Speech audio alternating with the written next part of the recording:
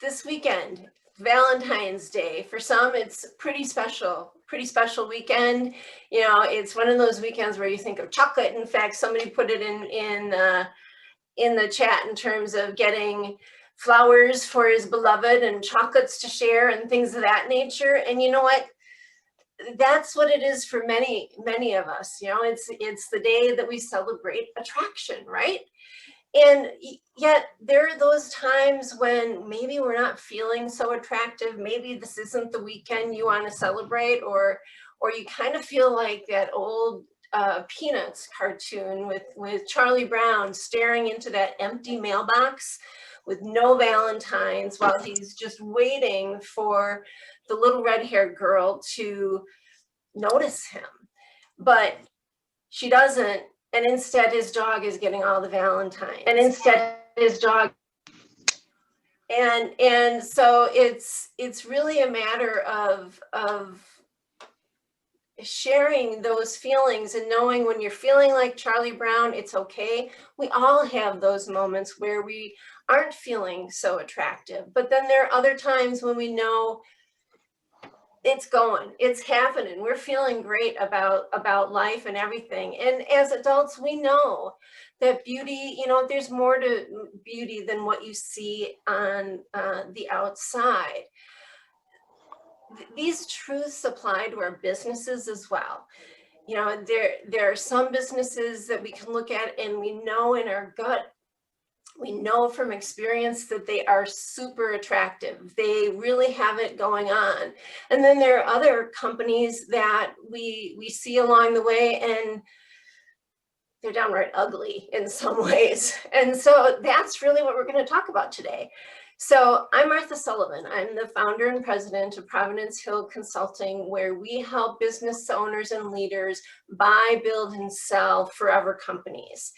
And what do I mean by that? It means building a company that can be sold or transitioned whenever the owner decides that it's time, that she wants to run off and do something else, or he decides it's time to kick back and maybe retire, slow down a little bit.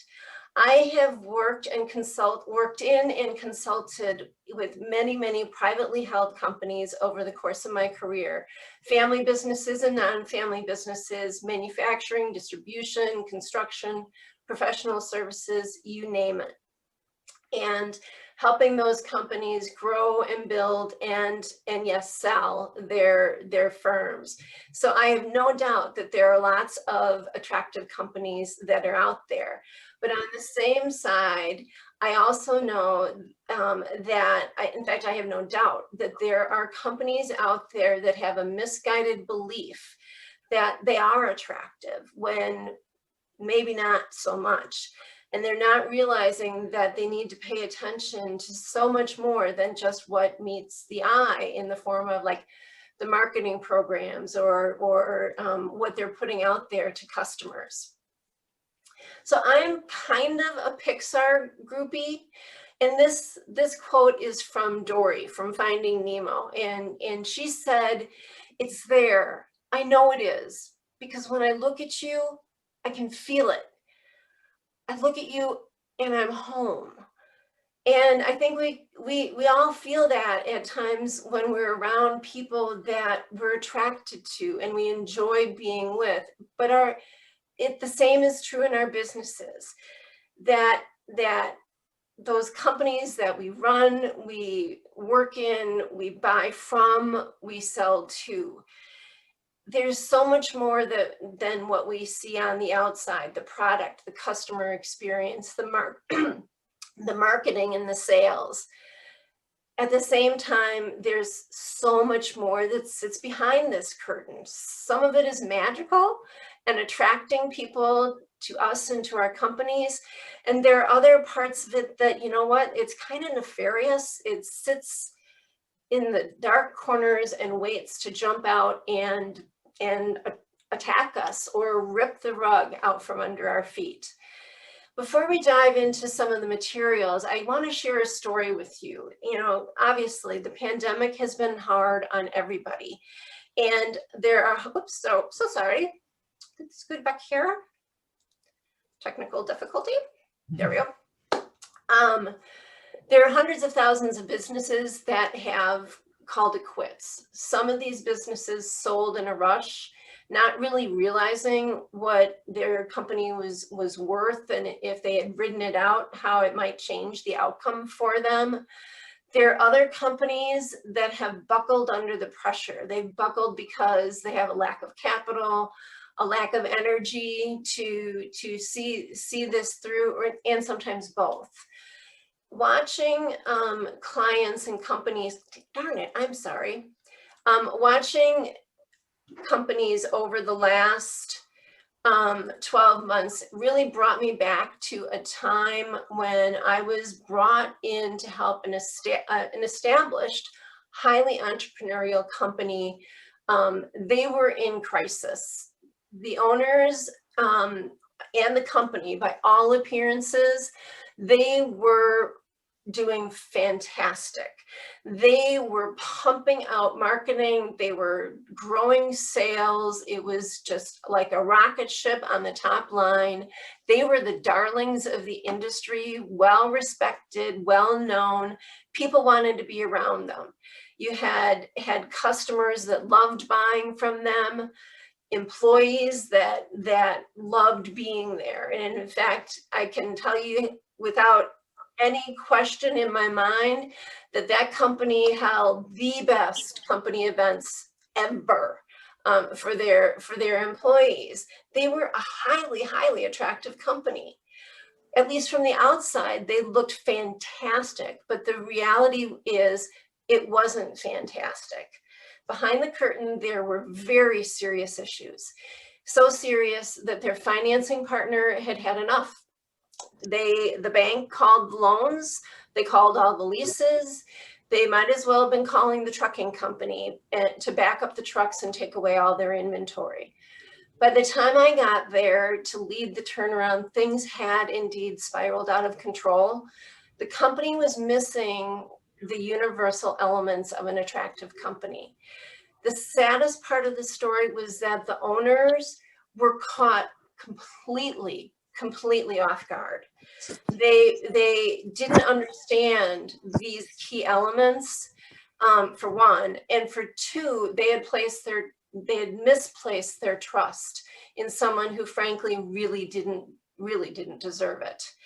While they were seeing their lives flash before their eyes, they lost the trust of their suppliers, obviously their bank, their customers, and their employees. So what did we do? We refocused on these universal elements. We found the warts that were there that they couldn't see, and we dealt with them. We put the laws of attraction on our side, and it had a happy ending. We turned the company around, and they are still doing well and growing. So I share that story for two reasons. One is it really amplifies why these elements are so important, but it's also, it changed me. That experience really changed me in how I really manage my career from then on, because I never wanted to see business owners go through something like that again, especially when I knew that there were things that could have been done so that pain could have been avoided. So I decided to offer this webinar because there are steps that business owners and leaders can take to avoid that roller coaster, avoid that slice of hell that these owners and the employees frankly went through. There are clear factors that make a business attractive and unattractive. For those of you that are on the call today that are trusted advisors to owners, and I know there are several of you that are, I really believe it's our job to help business owners and business leaders as they expand their understanding of why the law of attraction applies to business. What are these universal elements that make a company attractive? You know, how do they identify, accept, and deal with the warts that maybe they're not able to see so well? And finally, what's the best mindset for building an attractive, valuable, forever company.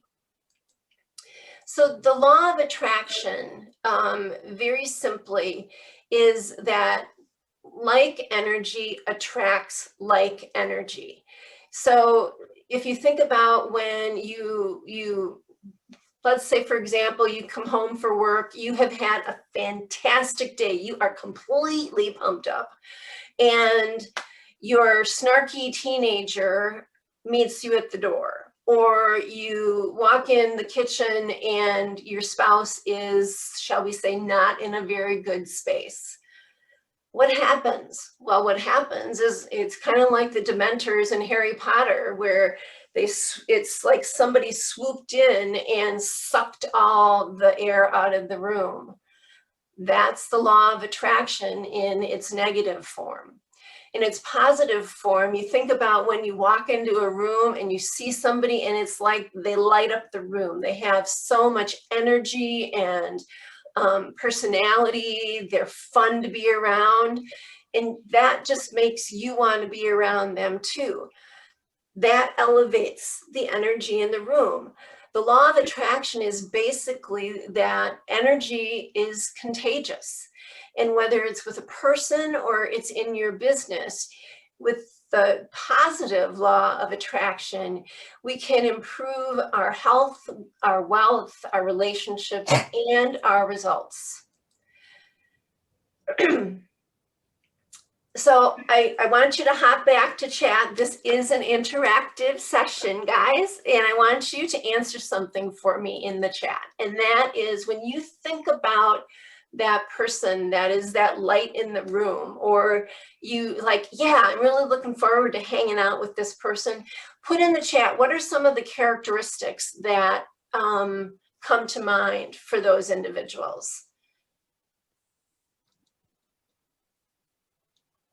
Active listeners, thank you, Elizabeth. I appreciate that. What else? Smiles, Katrina, confidence. They're warm and easy to be around, trust. Awesome. Yes, exactly. And you know what? It's human nature. We want to be around people that have that high energy. We want to be around attractive people, attractive products, concepts. It taps in and it fuels our energy. And it really, it taps into the fact that, let's face it, we want to be a part of something that's fun and that's cool. Well, the same is true for our employees and our customers, our suppliers and our colleagues. It's especially true for your investors. Now, there may be some of you on this call that are saying, well, I don't have investors, or my client is the only owner. They don't have investors. Well, that's not true, because I firmly believe that those employees and customers and suppliers, they are also your investors. They have a stake in your success. So I want to share with you a story about a client that really had it going on well. They understood the law of attraction and understood these universal elements that we'll talk about in a minute. My friend and client, Allison, she was at a social event at the country club, and she struck up a conversation with another member of the business community, John, and they got talking and they were having a great time, and one thing led to another, and all of a sudden John's like, you know what?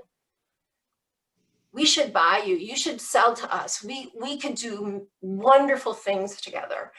And he was serious. It wasn't just the smart bar talk going on there. He was absolutely serious. But the thing is Allison and her team, they weren't thinking about selling. She was only, 52, I think, at the time.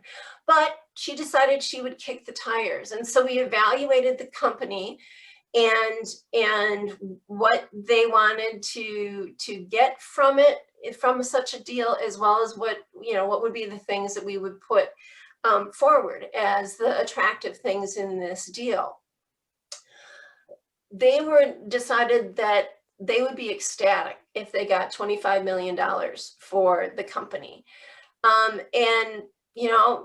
we tried to talk them into taking it to a broader market, but they didn't want to do that. They only invited maybe one or two other prospects to the conversation because she was so sure it was going to come through with John's company. Well, not surprising given where the conversation started. John and his company completely flaked out on the deal. But the seed was planted. And so then Allison and her co-workers or co-owners decided, yep, let's make a run for it. Let's take this puppy to market. And we put the team together. We identified the state of their universal elements. We identified the warts and figured out how to manage those. And there weren't many. They had put together a forever company. I researched the industry, what was going on in M&A, and put together a list of about 50 companies that we approached. And ultimately, we ended up with about 10 indications of interest. And ultimately, I think it was 3 different offers that we were able to parlay to the winner. And when it was all said and done, we closed the deal for $80 million, over 3 times what they would have been over the moon to get. Now, let's go back to chat. I'm going to keep having you guys go back there. Tell me with a yes or no, who wouldn't want more than that? Who wouldn't want more than that? I mean, talk about awesome. I mean, that was just, it was so fun for them to see, but there's a reason that they got that. And that was because Allison and her team had a mindset of building a strong forever company, one that was transferable at any moment, even though she was only 52. So I want to take just a moment and share with you some statistics about the state of ownership and the state of owner readiness for transition. And while I'm talking about building your company and how to build your company, I really think these data points are helpful even to a brand new entrepreneur getting going. The Exit Planning Institute shares the data point that in a survey that was conducted, 3 out of 4 sellers 12 months after they sold their company reported that they profoundly regretted selling their business. Profoundly regretted. It's like, oh my goodness, how does that happen? Well, it happens in 2 ways. One way is that the owner didn't have a realistic expectation around what that company value was. I can tell you almost 10 out of 10 owners think their company is worth a lot more than it is.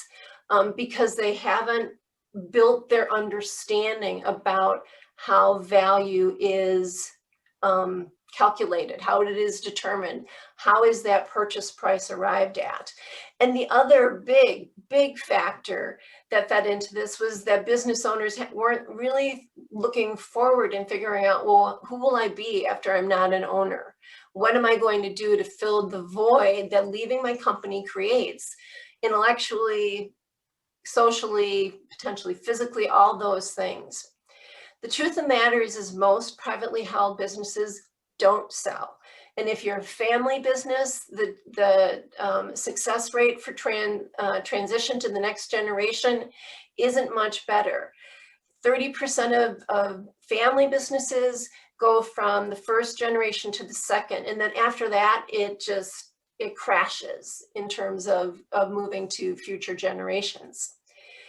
In 2018, I led the Wisconsin chapter of the Exit Planning Institute in conducting a survey of the state of owner readiness of Wisconsin business owners. And you can see the statistics there.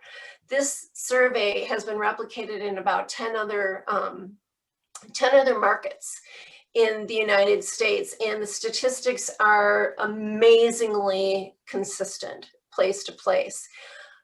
Business owners, and these statistics, I'll tell you that this survey even though it wasn't the intention, it skewed heavier to baby boomers. But I think it is true across just the business owner mindset. We don't think about our businesses with the end in mind because we're so consumed with running them and driving them. And it is what it is. But given this data and a whole lot of experience, I can tell you that not only are they not thinking about it, but because they're not thinking about it, 2020 caught them off guard, threw them off their feet in terms of the unforeseen circumstances that they ran into. And we've all endured these last 12 months.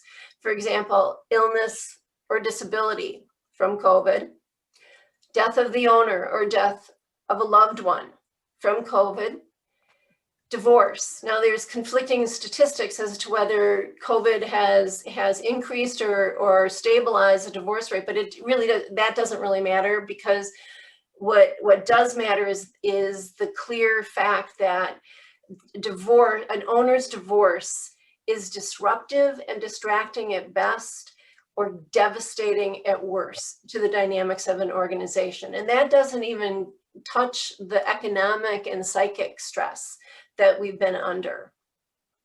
These factors, there's a 1 in 2 chance that an unforeseen circumstance like this will force an owner out of their ownership. An unforeseen circumstance, 50-50 chance. And we've all heard of the businesses that have thrown in the towel over the last 12 months. Why did they do that? Well, they did it because they lacked one or more of these universal elements. So what are these elements? Now, when you hear me say these elements, you may be thinking, that's pretty darn elementary. That's pretty much foundational, and it is. But I can tell you from many, many conversations with business owners and business leaders, managers along the way, that they wish they understood these better. They've confided in me and said, I'm not a numbers person. I don't get this. They're mystified by these elements and wish they understood them better. Yet these are the top 3 of the 4 factors that influence the enterprise value for every single company.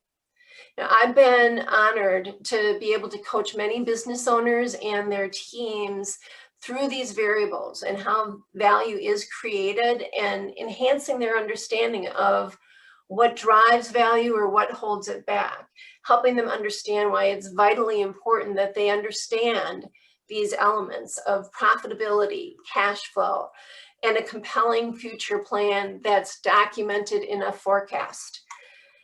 These are the building blocks of every business valuation. They're the building blocks of a purchase price. But, or I should say, and realistically, they are the building blocks of being attractive to your customers, to your employees, your suppliers, and your financing partners. They all care very deeply about these elements as well, and they should. Your mutual success depends on it. You know, if we go back to that turnaround situation, you can even take it a step farther and think about how much of this information you share throughout your organization or your management team. This was a crucial tool that we used in the turnaround, where we talked about it with an open book. To a certain degree, we shared this information because our employees and our suppliers and our partners, they needed to understand where we were at. They wanted to know how they could help. They wanted to know how we were making progress, how it was going. And even if that meant dressing up like the Wicked Witch of the West, complete with Toto in a basket, and explaining why we were making so many of the tough calls that we were. Or another time, I actually went around for another company meeting, and I put the number of pennies on the chair that represented what was left over after $1 of sale to the company. That really helped people understand and be attracted to our cause, if you will. Now, I mentioned warts a few times. What about that wart? So I want, again, I'd like you to go back to chat, and how many of you, a yes or no will do, how many of you have heard somebody talk about the selling price of their company as they got 1.5 times revenue, or they got 5 times EBITDA, which is earnings before interest, taxes, depreciation, and amortization? How many of you have heard this before? I'm sure many of you have, but some of you maybe aren't as comfortable with this math, or what they're talking about when they're saying I got X of this. Well, I'm accredited in valuation, and without going into mind-blowing and eye-rolling theory, I really boil it down to a very simple formula. And the formula of valuation is reward times risk equals business value. The reward, that's the revenue, that's the EBITDA. The multiple, when they're saying they got X of this, the multiple represents the risk. That's what that multiple is all about. That is the wart. And the wart is always, always there. We know it is. But at the same time, as entrepreneurs, as business owners, we pour risk on our Wheaties in the morning. It's just, we live with risk all the time. So very often the owner can't see the risk, but everybody else does. Everybody else can see that. And what do I mean by risk in this particular instance? I'm not talking about the risk that you go to your insurance agent for and get a policy to protect you from. Only you, my business owner friends, only you can build the systems and the team to insure against these risks. Now, unfortunately, we don't have time to give risk its due in this conversation. This is a 2-hour conversation in the workshop series that I offer. But I'll give you some examples. Dependence on a key person is a huge risk. That key person might be, maybe it's your top salesperson, and 80% of your sales comes from this one person. It may be because you sourced your major component from China, and all of a sudden in March, you didn't have those components, reliance on a supplier. Or maybe your systems are antiquated or undocumented or not in a position to help support you as you grow. When it comes down to it, in the matters of the heart and in the matters of the pocketbook, what's the opposite of attraction? Well, the opposite of attraction in my book is risk. When there's too much drama, when there's too much uncertainty, when it just feels really, really risky, what do? We'll pause, we'll freeze, we'll scamper away.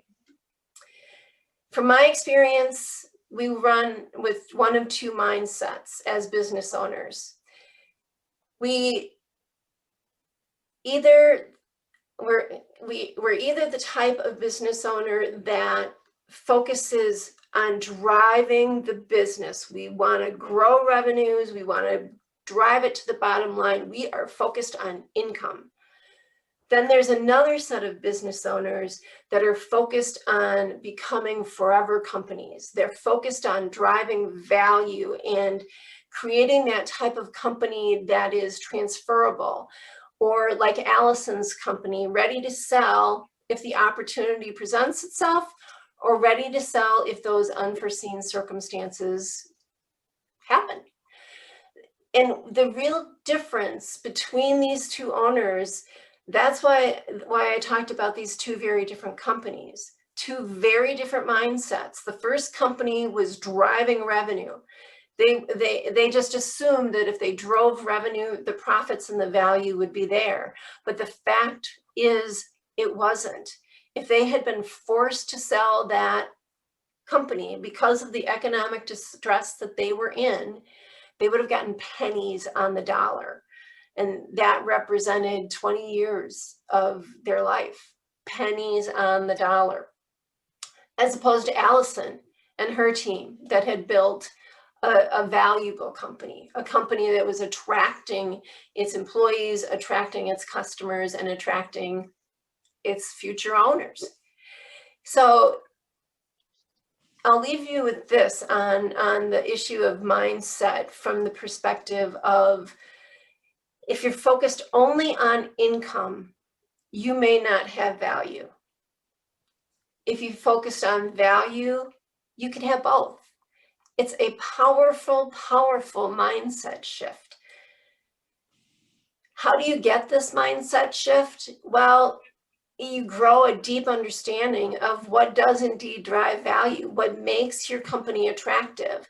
You start thinking like a buyer instead of thinking like an owner. You do the tough work, you look in the mirror, you assess and discover where are the warts, and think about it in terms of, well, if I was the one pulling out my checkbook and I was going to buy this company, what would make the difference to me? What would I look at and go, oh, that makes me uncomfortable? Or if you're in a family business, put yourself in the shoes of the next generation that Junior knows mom and dad are depending on him for their nest egg, for their retirement income. Would that next generation leader be ecstatic that, yay, mom and dad, I get this business, yay? Or would they be sitting there like Charlie Brown going at the Great Pumpkin, Charlie Brown going, I gotta rock?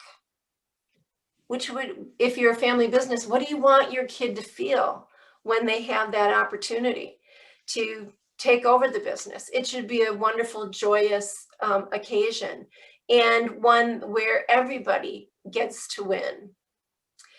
Based on what you see by taking that look in the mirror, then you build the plan to transform your company into that forever company.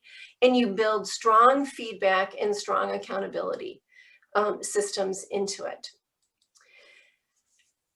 So one last time to the chat, folks, and I need some answers this time. I want to pause and do a check-in with you. And please put in chat, what are some of the key points, or what is the key point you heard today? What's something that you can take away from our conversation and maybe apply this afternoon, whether it's in your own business or with colleagues and suppliers? What are some thoughts that you all have? Anything in chat? Hello? Okay, yes, focus on value versus annual revenue. Thank you, Bill. I appreciate that. Plan with the end in mind, Katrina. Awesome. Yes, those are some of the very, very key points. And we covered a bucket ton of ground today in these foundational and universal elements that really do make your company attractive to your customers, your employees, suppliers, and your future owners. And of course, we always know that there are things that we can do to improve and be stronger if we're willing to change. I think this quote sums it up really, really well. Thank you, Stuart. I appreciate that. I think this quote really sums it up well, for me at least. Progress is impossible without change, and those who cannot change their minds cannot change anything. I have frankly scratched the surface of what is usually a workshop series that over the course of 6 sessions, we do a deep dive into these factors that build a forever company and allow us to achieve balance in our lives as owners. I mean, imagine though, if you or your client was truly a forever company, what would that give you? Well, it gives you tremendous, tremendous freedom. It allows you to build up and ensure that the biggest asset in your portfolio can convert to cash or can pass to the next generation when that time comes, whenever that time comes. When a business is less reliant on you as the owner, you have more time to think strategically. You get to be involved in the things that light your fire and that are really the most fun for you to do. You have more flexibility to achieve that work-life balance that we always talk about that we want, but always seems to be elusive. That sounds pretty darn good, doesn't it? Another quote. What you think, you become. What you feel, you attract. And what you imagine, you create. And that's from Buddha. I've got just a few minutes left of time, and so I will open it up. You can unmute and let me know if you have any questions. Martha, I thought it was wonderful. Thank you, Mary Pat. I appreciate that. I appreciate it. I just don't think that most businesses understand the timeline and the effort that's involved to do this kind of transitioning. So they need some guidance. And that's very true. You know, the average transaction, assuming that the business is ready for prime time, it is attractive and ready to go, just the transaction itself takes about 9 to 12 months to do. From the point where they say, yep, I'm shining myself out here. The point where they say, yep, we're ready to go to market, and you start writing the sale book, you start pulling together the buyer's list and stuff like that, that's 9 to 12 months, if not longer. But if they're not ready for prime time, and most companies aren't ready for prime time, you're right, it takes more time. And that's why I put the webinar together, because we need to help expand business owners' understanding of what creates value and what that process looks like.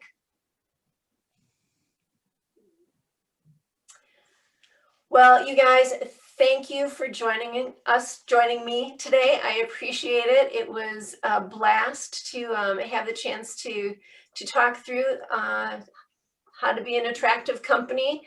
And with that, I wish you a fantastic weekend and valuable, transferable, forever companies. So thank you. Thank you very much. Have a great weekend. Thank you. See you later.